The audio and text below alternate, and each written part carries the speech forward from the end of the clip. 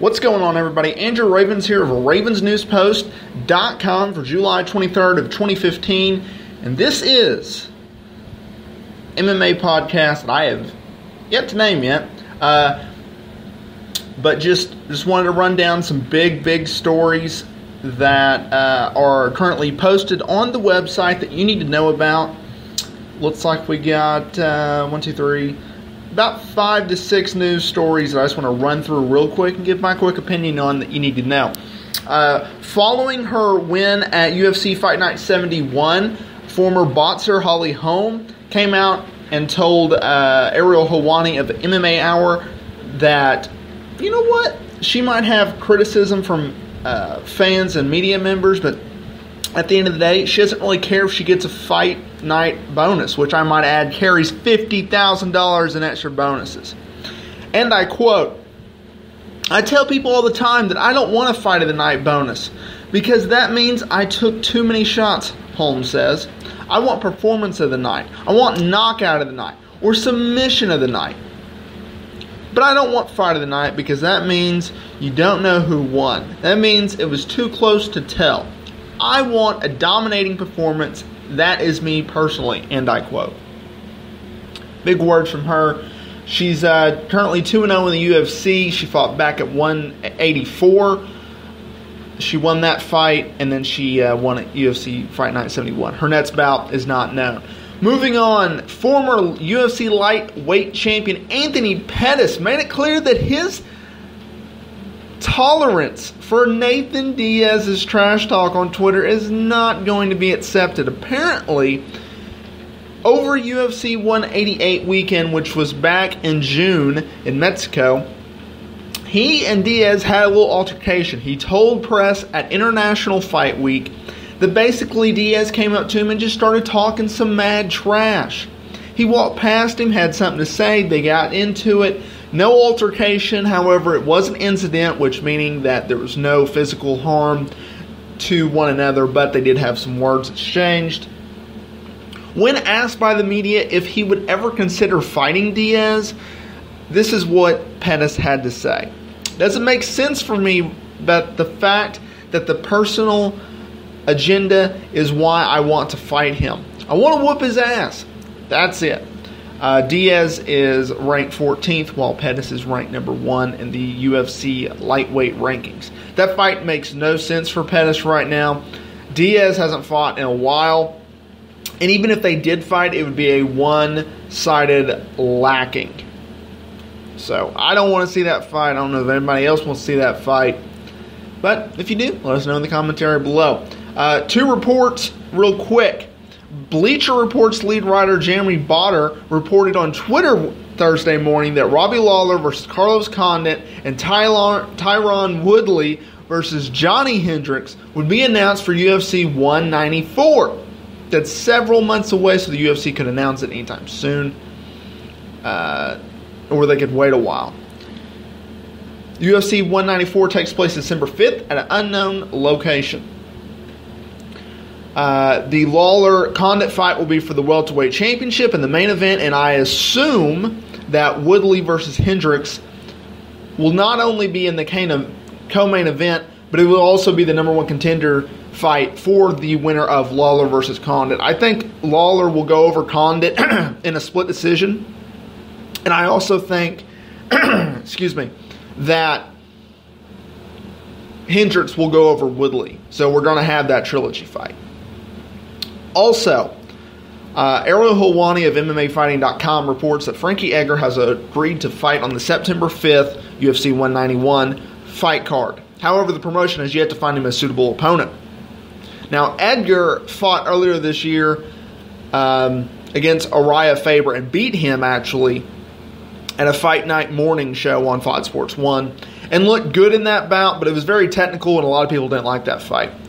Also, the UFC is looking to book Alistair Overeem on the card, but he wants to wait until Junior Dos Santos is ready to fight later this year, so I highly doubt that he'll be fighting on UFC 191.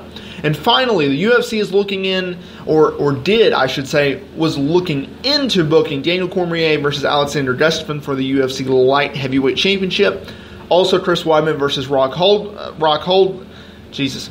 Luke Rockhold for the UFC middleweight championship, and even considered Fabricio Verdum's first heavyweight title defense on that card. However, all 3 bouts will not pan out due to scheduling conflicts. So Frankie Edgar might get on there against a less known name. UFC 191 is kind of built up as that. Paige Van Zant fights an unknown kind of whatever kind of fighter. Demetrius Johnson fights, and I can't think of his name now, John Dodson for the flyweight title in their second fight, which should be entertaining, but it's going to get about $1.25 at pay-per-view buys. Anthony Johnson fights on that card, but he's fighting against an unranked guy. So UFC 191 is what it is. Good old Dana White.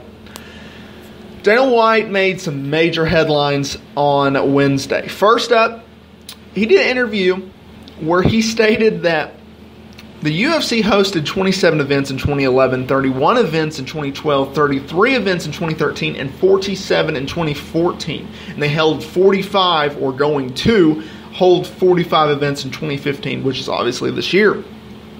However, the UFC plans to increase those number of events.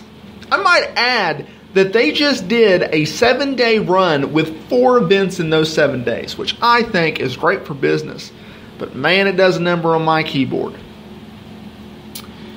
And basically where White comes about is a couple of things. One, ESPN covers them regularly now when they got onto Fox. And so that's obviously great exposure for them. Also, he claims that they're building, and I quote, because this is a good one, "We just did a show last Saturday night in Scotland that was insane. It was sold out. We broke records, and we continue to do that all over the world." White adds, "We're building a brand. We're building a sport, and there's still a lot of work to do for us."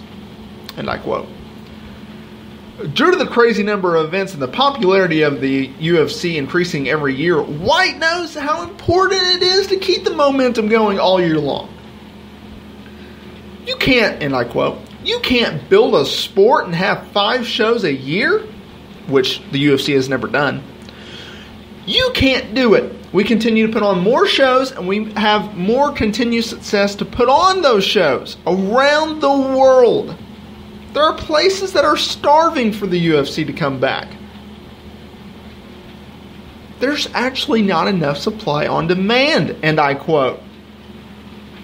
White finished by saying that the events will only begin to increase from this point. And I quote, "As we continue to grow and get bigger because we're more corporate now, it's getting a little tough. I'm always going to be me. I don't care how big it gets. You know, but it's definitely not the same culture that we started this thing. I mean, we have 350 employees. Many are in Vegas, and many are all over the world. As things start getting bigger and bigger, dynamics change. People who have been with us since day one know exactly what I'm talking about. We continue to improve the UFC. The only thing that we set out when we started doing this thing was to build a global sport." And I quote. It's hilarious that White says this, because this is a perfect transition into our final piece of this little mini podcast, as you say, which I will name at a later date. I love UFC President Dana White. I think he's a good someone. If you want to be in business and you want to be a ruthless son of a bitch as a boss, Dana White is the man to look up to. White claims in that interview that, you know, the UFC is not the same organization that they started. Well, they didn't start, they actually bought in 2001. But they're not the same organization anymore. They're different. They're corporate. They're global. But they continue to fire people who made them who they are. Stitch Duran, which is a huge story that you can just Google. And then Burt Watson a few months ago. White says that they're not different, and they're not. This is not the UFC of 2001 or 2005 or 2010 when the sport was on fire. No, folks. We are in a television business now. This is not the fight business. This is the television business. And the reason I state that is this. The UFC will do anything that Fox says it does. You know why? Because they signed a multi-million dollar 7-year contract, which they are only in 3 years of that contract. So if the Fox Sports says, you better jump off this bridge, by God, we're going to jump off this bridge with a rock on our ankle, chained to it, and we're going to sink. Because that's what Fox does. Also, when he mentions that ESPN covers him on a regular basis now, it should be noted that ESPN is having major revenue issues. They are losing money like fish lose water, all right? And that might not even make sense. But ESPN, they're covering a spelling bee for 25 years. Dave Meltzer, I got to mention this real quick since we're talking about ESPN. Dave Meltzer, in his Wrestling Observer newsletter that came out last night, Wednesday, July 22nd, which I might add you should subscribe to that because it's a wonderful read, claims that ESPN is thinking about covering the WWE's SummerSlam pay-per-view event next month. ESPN covering pro wrestling. I don't get it. Whatever. And I'm a pro wrestling fan. I cover it for a living. All right, let's get into the gem of the day, and what a read this is. It's on the site now. Dana White blasted fans online over their negative comments, not only about the UFC, the Reebok fighter kit, but also the firing of Stitch Duran. So, basically how this worked was, he went toe-to-toe with the trolls, which is what he calls them, about people who just don't agree with him. Instead of blocking or replying to him, White decided to pick apart their Twitter profiles and what they said, or at best, and this makes me laugh. And I quote, "You're a moron. Go away." And I quote. Just days before the UFC's return to Big Fox, White made a bold PR move, and that was to respond to those who had negative things to say. Now, I'm not going to read all of these because this is just... You have to read it for yourself to get the full enjoyment out of these. Here's a fan. Great job with the Stitch incident. When did you guys start being a smart businessman? Whoa! Get a new profile pic. That's brutal. Another fan said, not as bad as the UFC on Fox 16 ticket sales. White replied, 1.2 million. You're really bad at this. Another fan ripped him about the Stitch Duran firing and said that he would be going to Bellator and that he has Bellator champions in his gym right now. White replied, 9 followers. Yeah, you hang with the champs, LOL. Another fan ripped the Reebok incident. He said, White did in response, worry about you. Don't worry about what I'm doing. Another guy replied, you screwed it up terribly. Own it. Fix it. And I'm going to end it on this one. White goes, your life is screwed up. Worry about that, goofball. I don't know of any other president of a major corporation because, that's what the UFC is now. They're a corporation. They're global. They're a TV program now.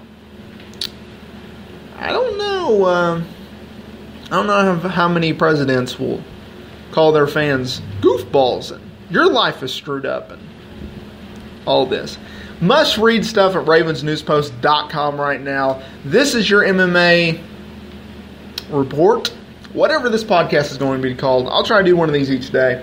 I'm Andrew Ravens, actually, of ravensnewspost.com. Thank you for listening. I hope you enjoyed this quick little podcast.